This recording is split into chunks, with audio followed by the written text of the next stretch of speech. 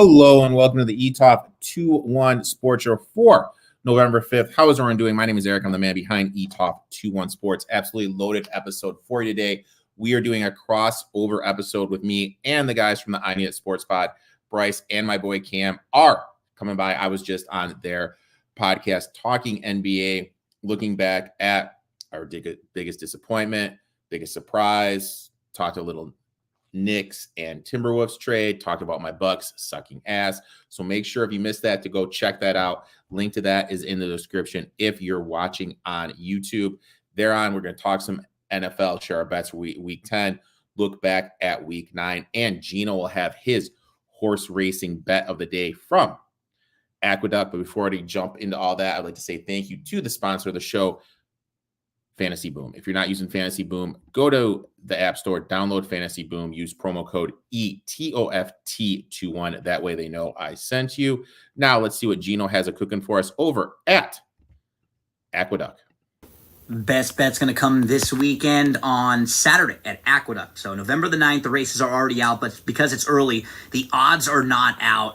This is a grade 3 race. It's the Hill Prince Stakes, going 1 1/8 on the turf course. I'm going to look at Gino in here. This is a horse who I've played a few times and really put it all together back on June the 1st at Churchill Downs. He has some versatility to him. He won on the lead that day, but he can sit off horses. He has missed edge really close beats a couple different times, and I think he just grew up a little bit. Then he tried at a big race at Kentucky Downs, and sometimes horses just don't like that turf course. It's very different. It's unique. He was only 3-1 that day, and it was in a tough field against Bellum Jutsum and Carson's Run, who came out of that race to win next time out. So I think he's really well spotted. Bartlett's going to go to the lead. Deterministic, really honest horse, makes a lot of sense in here. And I also think to the outside, Royal Majesty is another one who will take some money.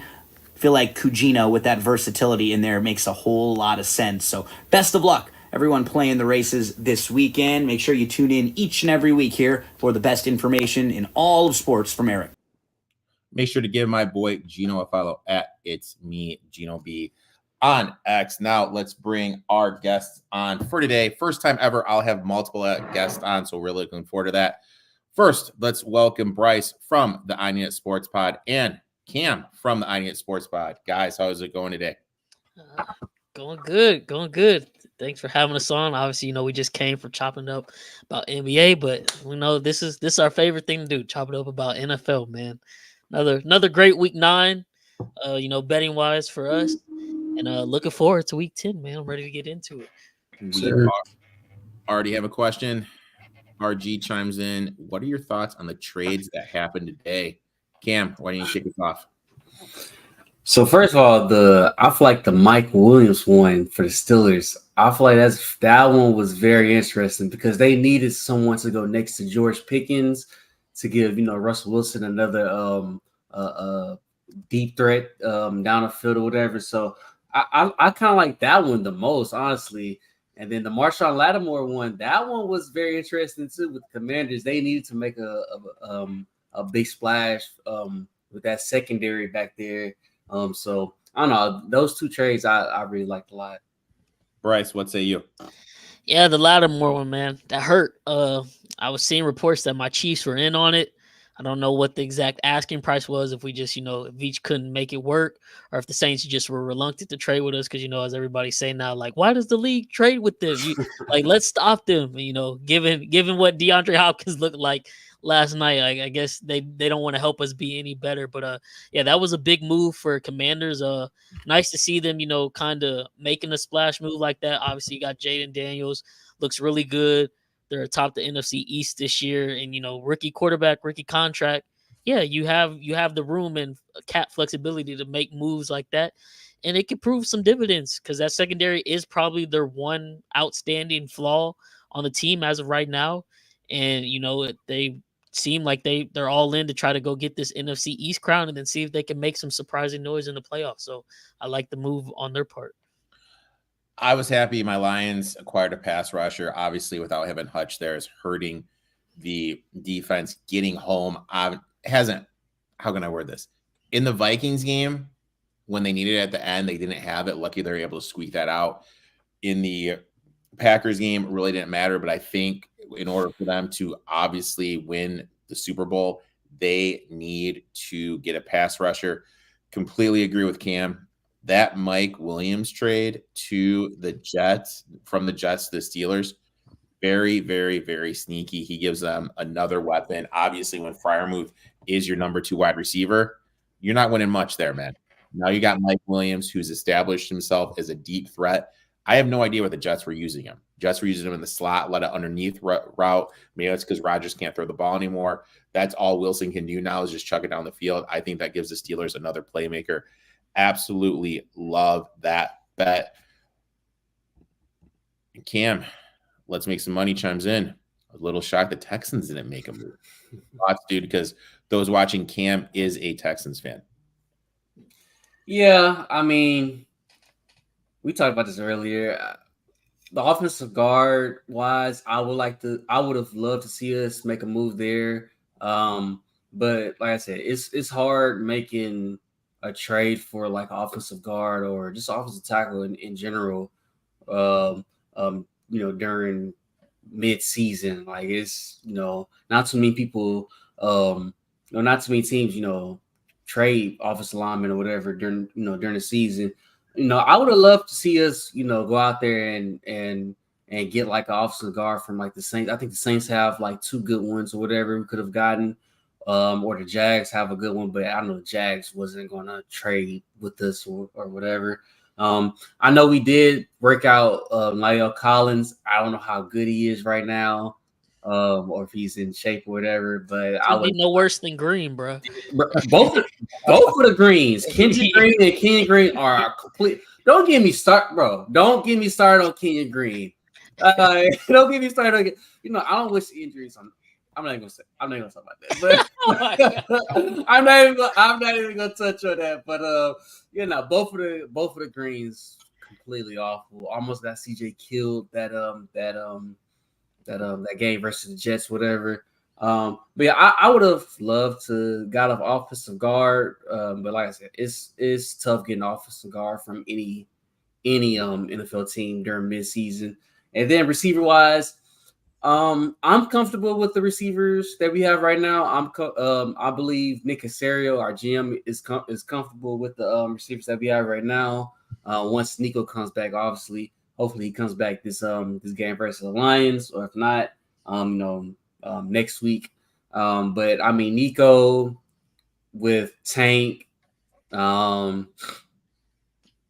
also with John Mechie, Robert Woods, and Xavier Hutchinson, alongside with Dalton Schultz. I mean, that should be a nice receiver core. I feel like that we should need to go pick up another receiver or whatever. So I'm satisfied. I'm satisfied with the receiver core. It's really the old line that I was like, okay, we kind of probably should have went to go try to get somebody, but I mean, it was really nobody to go get. Bryce, is there any team that sticks out to you that you're shocked didn't make a move? Let's see. I'm kind of shocked because I think I was reading somewhere. It's like the last few Super Bowls, you go look back, every Super Bowl champion team has made a move at the trade deadline, like to get better. You go all in. I'm kind of shocked that the Ravens didn't go get they did today, didn't they? They got Tre'Davious White, I believe. Was that they move picked him up?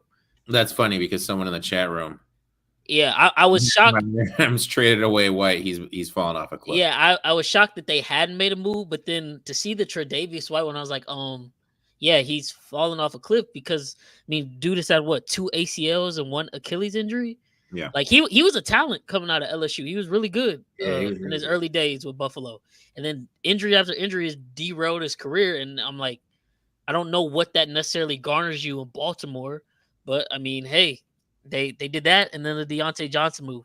I'm not saying they didn't get a little bit better with those trades, but I don't think that was the trades to get them over the hump. If they're all in and trying to get make a run. And then I think the Cowboys, They weren't making a move, and then someone I see put in the chat as well traded a fourth for Mingo. Fleece. They got Jerry fleeced. Jones.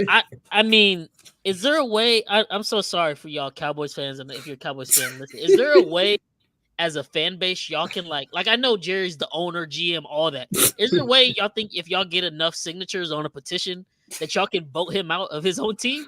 Because he's gonna royally screw y'all until he's 6 feet deep in the grave. Because there's no way the Chiefs got Hopkins for a fifth. The Ravens got Deontay Johnson for a fifth. Mike Williams just went for a conditional pick, and you Cooper traded went for a sixth. Yeah. The Jets got Devontae Wood for like a fourth, huh? Yeah, and you got Jonathan Mingo. I saw some person. Oh, they were high on him in the draft. So what? He's not playing for Carolina now, which is the worst team. The worst team. Throwing out 6. Like it's just, and it just shows to the dysfunction. And like my Lions, awful. Now you got leadership in there, and stupid moves aren't made. And this was just an awful move for the Cowboys.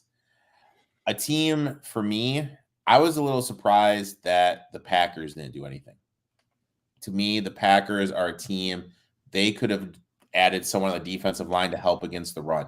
I really feel that that's one of their weaknesses. They could have looked to get a run stopper. I was a little surprised they didn't do anything.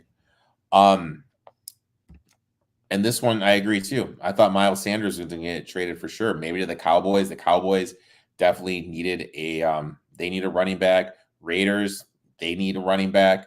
I was a little surprised Miles Sanders didn't go because Brooks is coming back and he's going to cycle in and he's going to cut into those touches for Miles Sanders, and he's basically going to be not in the game at all. Let's get to some takeaways, guys.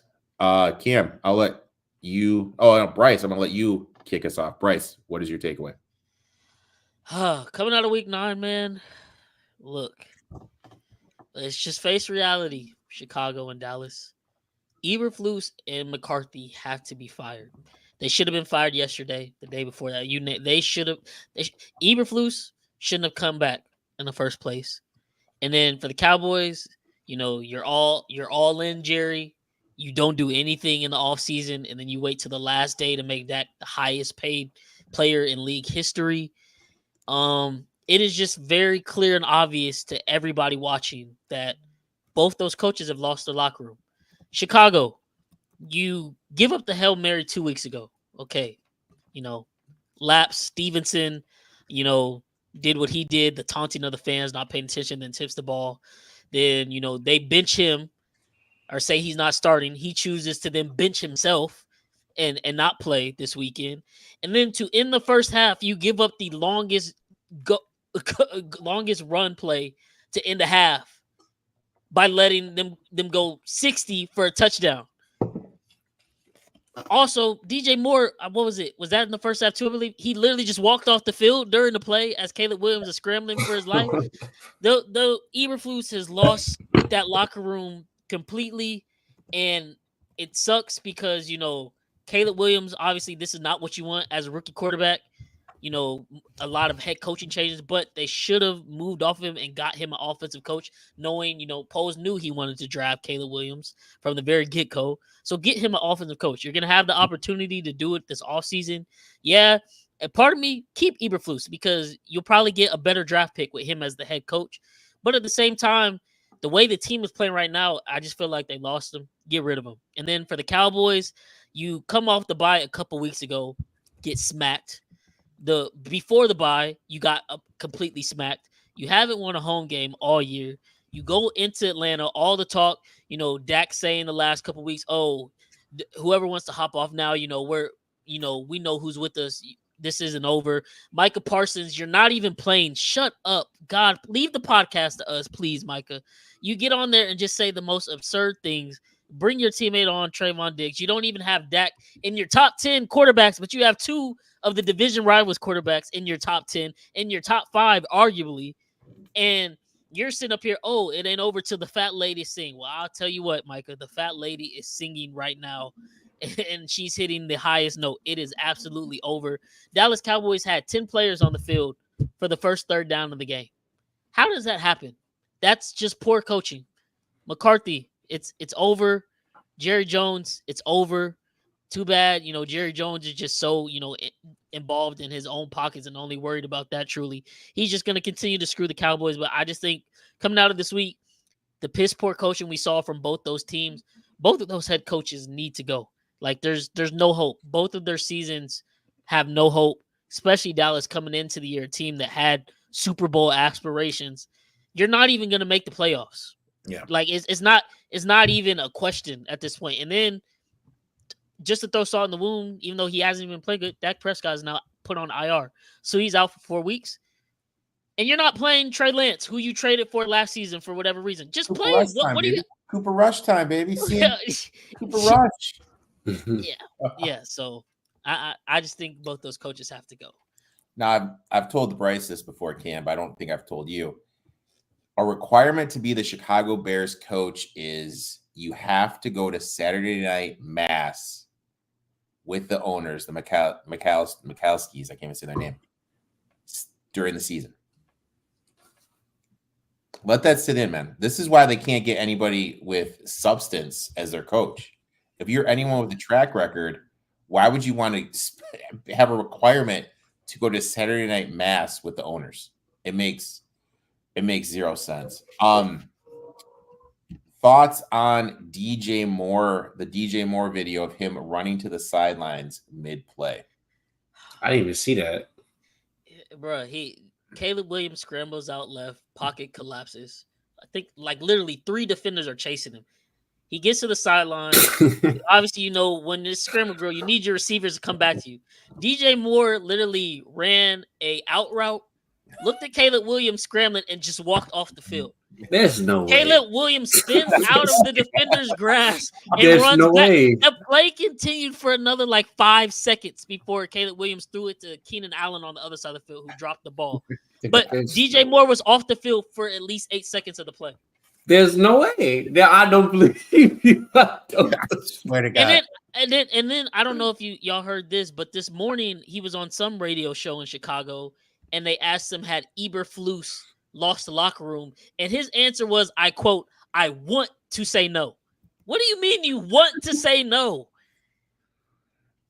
The thing is this, is he's done this numerous times this season. He's just completely just stopped running his routes. And he's upset because Caleb Williams is missing him numerous times on routes. And sadly, what's his face? Keenan Allen's doing the same thing too. Both those guys are insanely frustrated. Cam, I'm putting the link right now so you can go look at it of the clip in the private chat. They're just frustrated. Think of how good he did with Justin Fields. Now you got this can't miss prospect. Everyone's telling him how good he's going to be, and he's missing him. Like in the Washington game, he just stopped running routes. If you watched it when Williams forced the ball to Keenan Allen, Moore was across the field, wide open. In the game against Arizona earlier, when they had Odunze one-on-one on the bottom, Moore was open cutting across. So I think Moore is just at the point where he's just fed up with everything. And this is supposed to be your top wide receiver who you paid how much money to, and now he's just ended him. Now he's out. Like he does not want to be there. Like he's in the off season. Look at Cam, dude. And I guess it's just God-given right. If you're a wide receiver 1 in the NFL, you just automatically are. You can't just say, you know what, I tapped out. And some people just tapped on the sideline, so he's out of the play. Why doesn't he go block? Yeah. This is actually funny too, because this morning, I forgot who was. I think it was one of us sent Olave's brother tweeting about Derek Carr, and I said, if I'm an NFL GM and I'm in the pre-draft process interviewing wide receivers, I'm letting them know and putting a clause in their contract like, yo, if we're gonna draft you and sign you to our team, no tweets. And no family member tweets. Enough of that, because it's not good for team morale at all. And everybody can see it. And then the players then have to answer for that stuff in the media. And it serves nobody a good purpose on the team. And yeah, that play just completely highlights the Bears season and, what has happened under the leadership of Matt Eberflus. They got fooled last year. Chicago was completely trash. They came on strong at the end of the season. Oh, there's some hope. Let's keep him. No, just get rid of him. And I see I hate the Lakers 99. Cliff is going to be the new coach of the Bears, LOL. If you want to genuinely ruin Caleb Williams' NFL career, go ahead, hire Cliff Kingsbury. He's not head coach material at the college or NFL level. I get it. Washington looks good right now as OC. OC may be just his bread and butter, and he needs to stick with that. Me and Eric talked about it a little this Sunday. Some of these coordinating coaches need to just accept the fact that you're better as a coordinator rather than being the head coach with everything to manage. If you can just manage your side of the ball, you fit much better there, and I think that's something that rings true with Cliff. So I pray to God for Caleb Williams' sake they do not hire him as the next head coach if Eberflus goes. How it's getting set up because that's all they're talking about during these things. What a great job he's done, how he's developing Jaden McDaniels. They're totally set him up to be something. And you know what? I live in the Chicagoland area, and I hate the Bears. I am thoroughly enjoying this because the shenanigans.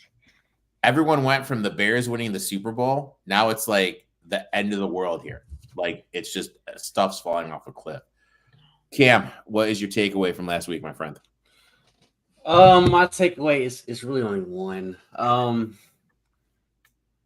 It's time to accept that the Kansas City Chiefs are going to three-peat. It's time to accept it. It's hold like, on, Eric, because we gotta get this live. Okay, Eric, the DeAndre Hopkins trade breaks, and me and Cam are texting each other, and he's like, "Man, why didn't y'all go get Cup?" I'm like, "Bro, the Rams weren't accepting, the trade package we needed, and cap space, all that. I'm perfectly fine with Hopkins." He's like, "But he's not the same." Like, dude, we do not need him to be the same by any means. We just need some type of wide receivers. Like, we're literally rolling out McCole Hardman, Justin Watson, and a rookie Xavier Worthy because Juju's now out. He's like, but he's got the torn MCL. I'm like, dog, MCL, he's playing. I've seen some of the all 22 for the Titans footage. He's getting open. It's just Will Levis is quarterback. Like, with Andy and Pat, everything changes. And we got Kelsey taking away attention too. Cam, okay, I guess. I'm like, I'm telling you, just watch it. And so then after last week's game, I sent him some more footage. I was like, look, he only got 1 day of practice. You see how open he's getting. Watch next week when Pat now knows, oh, maybe I should look his way. Yesterday, he tweeted. He's like, yeah, the Chiefs are losing again. They might not lose a game, bro. Like, think of how good Baker played. Baker played phenomenal. He played perfect. He had one bad pass that Justin Reed dropped the interception, but other than that, he played perfect. He played perfect, and his reaction at the coin toss pretty much sums it up. Like, he knew, he was like, we're done. Like, if you could do it, I bet you they would have onside kicked it. You know what I mean? Just roll the dice. But and you know what? You know where I think Todd Bowles went wrong? Because everybody this morning, of course, the talk was, oh, he should have went for 2.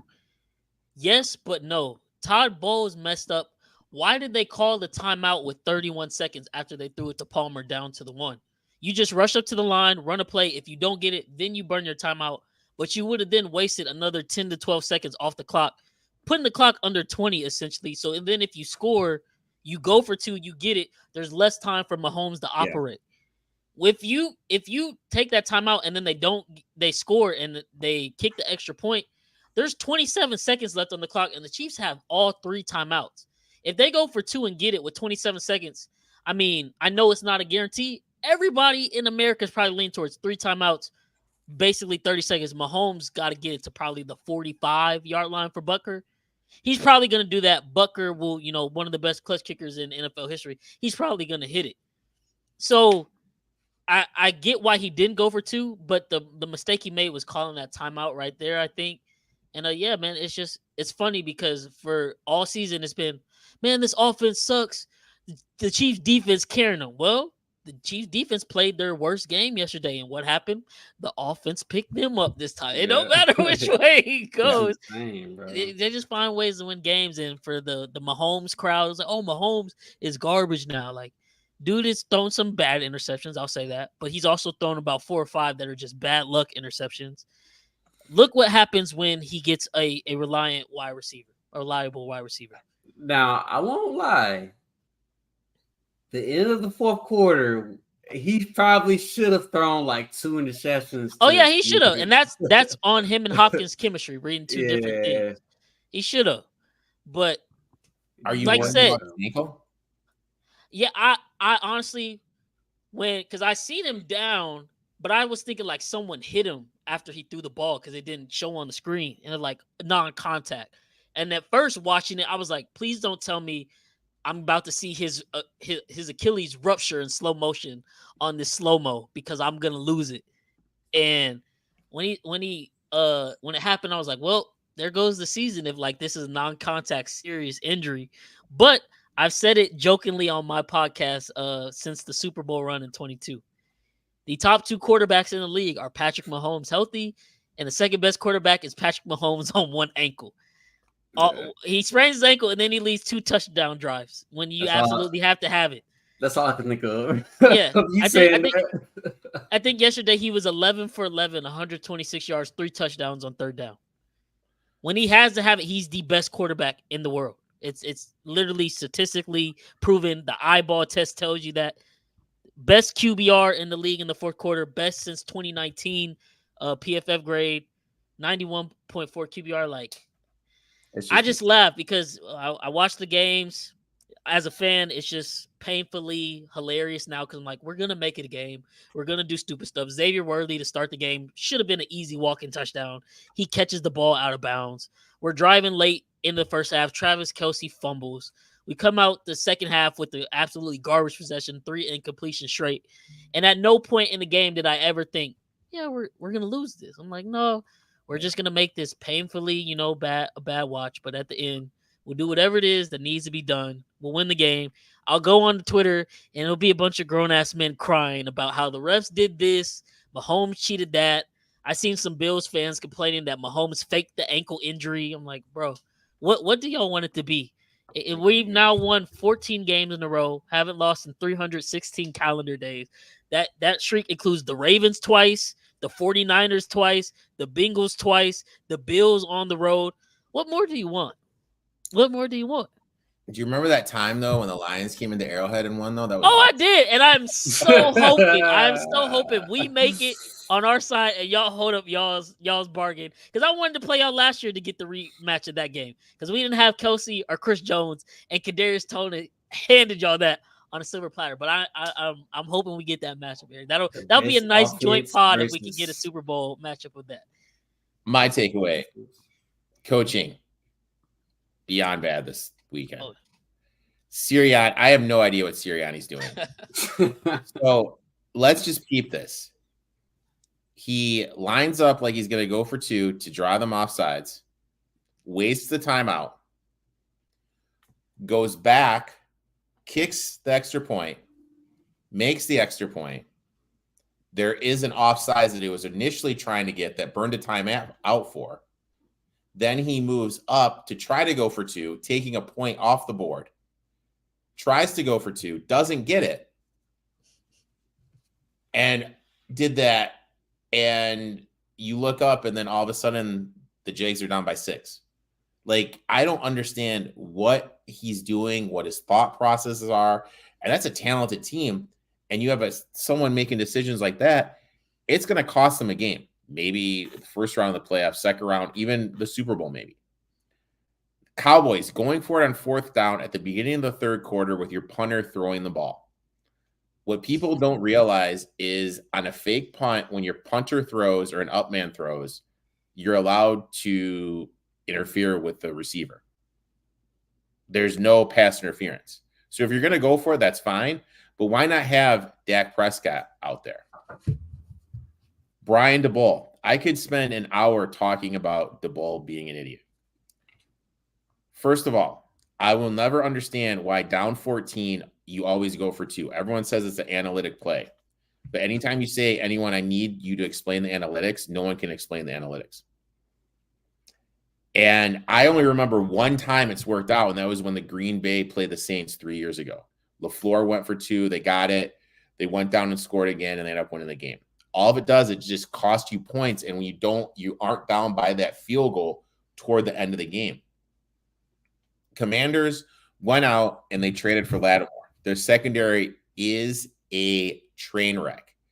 Out of the first 16 plays DeBall called, how many of them were a pass? Cam, what's your guess? I'm not too sure. Bryce, you got a guess?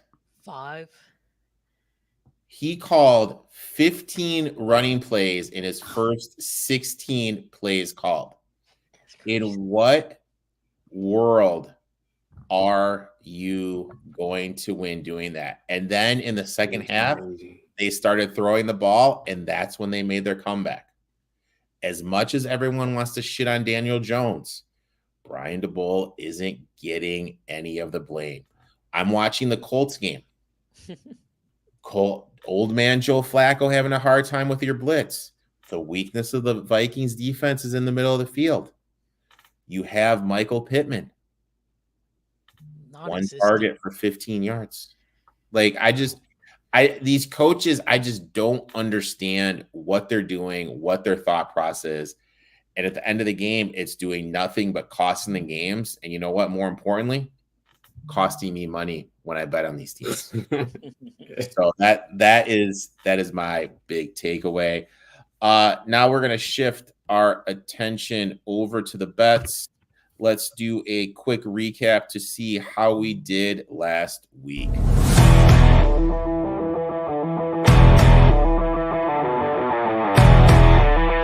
Last week, O'Kane hit the Pats plus 3.5, lost the Commanders and Giants under 47.5, and the Texans team total over 20.5. Old Uncle Rico hit the Jets minus 1.5, lost the Packers and the Giants plus 3.5, bringing the show's record for the season to 27, 23, and 1. Disappointing day last week. Honestly, no idea how the Giants didn't cover that. Let's kick us off. Bryce, sorry. Bryce, I'm not used to having multiple people on here, so I apologize, guys. Bryce, you are going first. Tell us what your first bet is, my friend. Joe Burrow over 1.5 passing touchdowns. I literally was sitting at my phone waiting for the books to open this one up. I went negative 145, opened up, went to submit my bet. It had already moved to negative 150. Got it in at that. And then by the time I exited back out of it, it was already at negative 155. If y'all listened this Sunday to the show, I told y'all versus the Raiders, I would have taken the Bengals -7 because I thought Joe Burrow was going to have one of those games. I said he was going to throw 4 touchdowns. He ended up throwing 5. Thursday night versus the Ravens, who have an abysmal secondary and just added Tre'Davious White, who I don't think helps whatsoever. Got to have a game. Their backs are against the wall because they cannot afford to lose another divisional game at that and basically giving up all tiebreakers to the Ravens if they do lose this one. Still think the Ravens win this game, but it's not gonna be without a fight from Joe Burrow. I think Joe Burrow is gonna have another 2-3 touchdowns, if not more. I think they're gonna feast on that secondary once again, and the Ravens don't come to play or don't finish, as you know we've seen them kind of accustomed to doing in the last couple years. Bengals could very well steal this one. They just need a couple stops here or there if their defense can get them. But as far as the offense side of the ball, if the Bengals were winning, Joe Burrow would be the MVP front runner right now, the way he's playing. Leading the league in touchdown passes, leading the league in yards, I think, as well. After this week, he's a machine right now, and he can't be stopped. I'm going to go out on a limb here. I don't know if it's been confirmed, but I believe T. Higgins is also playing this week again. So get T. Higgins back. Jamar Chase, who always seems to kill the Ravens. I don't know. Is Humphrey back for the on the Ravens secondary? I don't necessarily think so, but even if he is, he's still barbecue chicken in the secondary. I think Joe Burrow covers this one easy. And if you're not locking this one in right now, if you're Burrow over 1.5 touchdowns might be negative 200 by Thursday at kickoff, the way things are looking. I like that. I like that one too. And you know what? Cam's got a bet in this game. I got a bet in this game. Cam, who do you like in this game? I got Jamar Chase over 82.5. It's at minus 120 right now. Look, if Joe Burrow's gonna go off, then show it. Then so is Jamar Chase. Like Bryce said, Jamar Chase absolutely kills the Ravens every single time he plays. Well, most of the time he plays them.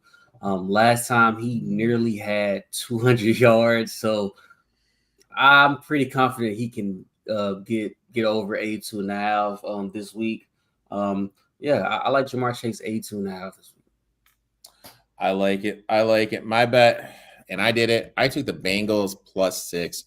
Burrow in his career 60% against the number as a dog, 61% road dog, 64%. Lamar Jackson at home 48% against the number, home favorite 43. Home favorite when the line is 3.5 or more, 36. Ravens have allowed the most passing yards per game, and the last time that Burrow played them, 30 for 39, 392 yards, 10.1 yards per attempt, and 2 touchdowns. This is not the Ravens defense we're used to. This Ravens defense is awful. Last game, Bengals blew not 1, not 2, but 3 different 10-point leads against the Ravens, missed a game-winning field goal in overtime. They should have won the game last time. Teams that won by 30 points or more the following week, 45% against the number. Ravens offensive line has been historically good, down this year, and it's banged up. PFF has the Bengals as a top 10 run defense. If Derrick Henry can't get going, I don't trust Lamar Jackson to throw to the outside.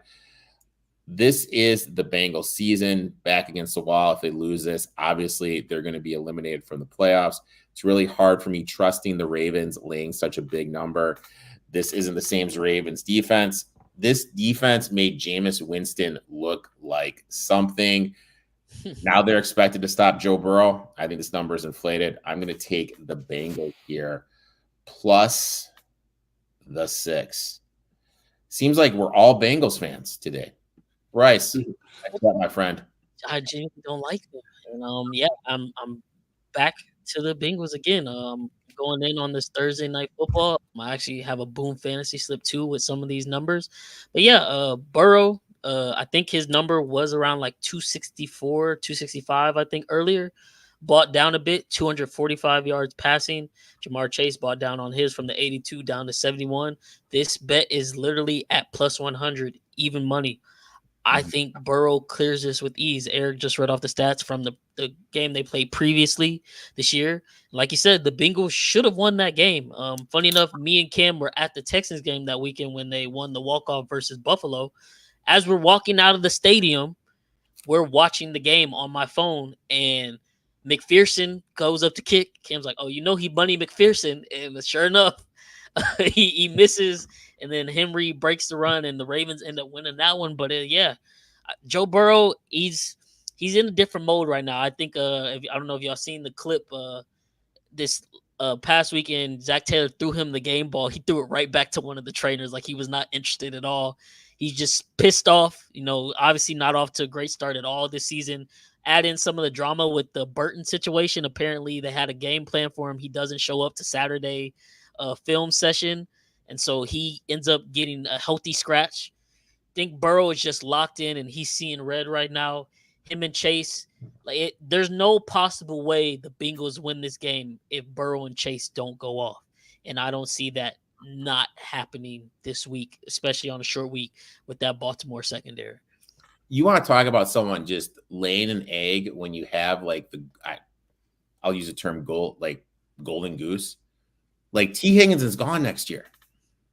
You're going to be WR2 with Joe Burrow passing you the ball, and you don't show up to a Saturday meeting. Look, I've been out in Cincinnati. Cincinnati is not that good of a town to go out on. You know what I mean? Like, how do you miss a meeting? Like hitting, you know what I mean? It makes zero sense. He had totally blew his opportunity. Cam, next bet, my friend. I got the New York Jets money line. Now look, I got clowned last week or Yeah. It was last week because 2 weeks ago, whatever, I was heavy on the Jets. But hey, man, look, my Texans, unfortunately, I feel like they kind of gave the Jets a little spark plug that they kind of needed to get these guys going. I mean, if you look at the standings, they're only 2 games back from the 6th seed, which is the Chargers right now. So they're only 2 games back from the 6th seed. They got the Cardinals this week, which the Cardinals are leading. They're leading the NFC West right now. Which, I mean, if you close your eyes right now and say, do you think the Cardinals is going to win the NFC West? Come on, you don't believe that. Eventually they're gonna go downhill. I think it starts this week with the New York Jets. I think, like I said, I think the New York Jets found their footing. I think they found their little spark plug that they needed. Devontae Adams looking really good right now. Garrett Wilson is looking good alongside with Breece Hall and Braylon Allen. That defense. So I think the Jets get this win this week.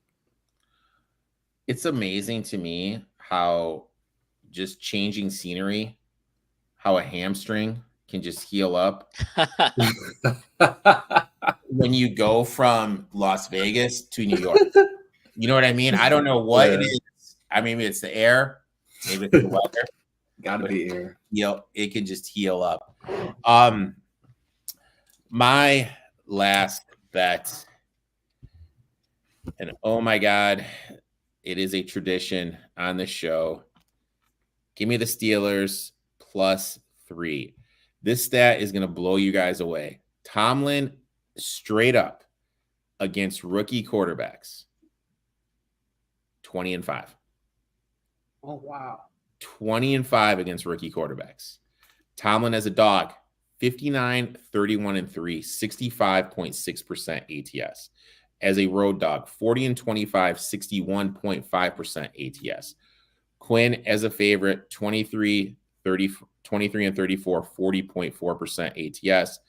As a home favorite, 42.5% ATS. This is the best rush/pass defense that Daniels has faced. The best pass rusher he has faced has been Thibodeau. Now he's facing Watt. The first time they did play the Giants, he did struggle. 4, as bad as a head coach Arthur Smith was, I think he's a good OC. I think he will attack this Commanders back 4, even with Lattimore back there. I think he's going to look to attack him. We don't know, because Quinn does run some advanced stuff, if Lattimore is even going to be able to play a full dosage of plays. We don't know that. Steelers coming off a bye. Wilson should look better in this offense. They just got Mike Williams. And the thing is, with Mike Williams, it's like, dude, you can high point a ball. Just go down. They're going to be running go routes with him. This is going to open up the middle of the field for Freiermuth and Austin working the slot. Plus, it's going to take a little pressure off George Pickens, who's been the only game in town. Steelers' offensive line has been getting better. Wilson struggles with a pass rush. And the Commanders, for as talented as they are up front, cannot generate one. Williams gives them another field stretcher, as I was mentioning. Steelers, elite against the run, so I don't think Eckler or Robinson, if he plays, will be able to get it going. And look, Bryce, I know your old man loves the Commanders, man. I know he loves it, dude. And if he's watching, I appreciate you watching. I'm just not sold on this team. I'm just not sold on them. Last week, the Giants had an awful pick called that turned over a TV. I don't know if you guys saw this, but I am determined that the NFL, the refs, they just have certain teams that if they run a pick play, it's fine. Like the Chiefs. Just saying that, Bryce. I'm sorry. Justin Watson runs them to perfection. That's all it is. But I'm saying, like, it wasn't a pick. That took 7 points off. The Bull chasing points. That Giants game should have been a lot closer. They walked it off against the Bears, and we saw how train wreck the Bears have been. They would have lost to the Giants in the second week if the Giants had a field goal kicker because he got hurt. I just don't think this Commanders team is that good as everyone thinks they are. Tomlin off a bye as a dog against a rookie quarterback. This is how I make my money. Give me the Steelers here, plus 3.5. I like it. I like it too. Gentlemen, I would like to thank you for coming on, talking a little NFL. Had a blast today. Those who don't know, we did a crossover today. I went on Cam and Bryce's I Need It Sports Pod, and we talked NBA. Link to that is in the description below if you're watching on YouTube. We gave out some NBA bets for tomorrow. Now we came on here talking some NFL. Hopefully we can do this again. Why don't you guys give your socials plugs, tell when your show comes out, where they can find it and everything. So you can follow us at the under my screen at INISPOD, short for I Need a Sports Podcast. Follow us there on Twitter, YouTube. We go live every Tuesday night at 8 Central, recapping the NFL week before, looking ahead to some of the bets we're placing for the following week. We're gonna now with the NBA picking up, we're gonna start incorporating NBA every 3 weeks or so to give us more to talk about. Today was one of those days where we brought Erik on, chop it up about the NBA. It's more than just me and Cam, and I know I'm kind of a regular on here, so some of your crowd is familiar with me. But Cam is another one of our members on the I Need a Sports Podcast. We have 2 more. Another one named Cam, but we call him Swan since we got both of them, and then our guy Chris. So yeah, just 4 guys, all friends, love arguing, chopping it up about sports. You'll find us arguing a whole lot on our podcast, getting into it over various debates. Yeah, like I said, you can find us every Tuesday night. This year we've been doing really good. We each got our own little segments on the show now. I have mine where I do what we call LJ's Ladder. It's my weekly rankings for teams in the NFL. Cam's got his Sanders sudden surprise where he picks the upset alert for the week. So yeah, it's been going good. Been enjoying it. Definitely looking forward to having you on our pod to talk some NFL, talk about your Lions, hopefully here in a couple weeks. And yeah, man, it's crazy. Like we're talking about it in our chat. We're already more than halfway through the NFL season, and it feels kind of like we just started. But hey, it's going by fast, and it's been a blast every single week. Let me pose 2 real quick basketball questions to you guys. Number 1, what do you think the in-season tournament will be better this year compared to last year? I'll let you answer that one first if you want to, Cam. All right. It's a difficult question because last year, my Lakers won it, so it's like I don't know if it's gonna be better. But did you get a championship in-season tournament T-shirt? I didn't get a chance to go get one. But I don't know. Typically, things second time around usually be better than the first time. So I don't know. I'm looking forward to it. I think it's gonna be some great matchups, whatever. I actually kind of like it though. Like it brings a little different flair to NBA basketball, like NBA regular season basketball that NBA kind of needed. Like it's, everybody really just be waiting on playoff basketball, but now, they have something new that's going on or whatever. So I don't know. Like I think the second round is going to be good. Second go around. Okay. I think it'll be good. It won't have so much of the wow effect as last year since it was the first time and you had teams like the Pacers coming out of nowhere playing like their absolute best. I feel like it'll still be good, but in a couple of years they're going to have to add some type of new incentive, and I feel like there's going to have to be some type of playoff spot or something related to the playoffs on the line to keep it really competitive, keep all the players intrigued and stuff. But I'm looking forward to it. I don't think it will have, like I said, as much shock value as last year. But just for anybody here that, does want to come check out our channel, or if you're already subscribed to the channel, here in next week, 10 days, I'll be headed out to Oklahoma to actually go catch up with Chris. And we're going to go out to the Thunder Phoenix Suns NBA in-season tournament game that Friday night. and so we'll be vlogging that. We did a vlog earlier this year. I went to LA for week 4 for my Chiefs versus the Chargers, and the next week me and Cam went to the Texas Bills. So yeah, vlogs. We're adding a bunch of vlogs this year, and I'm hoping to see a good game. I want to see Phoenix and OKC go at it, and hopefully with the in-season tournament stakes, hopefully that adds a little bit more competitiveness to the game. So yeah, I'm excited for it. I just remember last year these courts just came out of nowhere. Yeah, like we just were getting here for these games, and we're like, "What the hell are we watching right here?"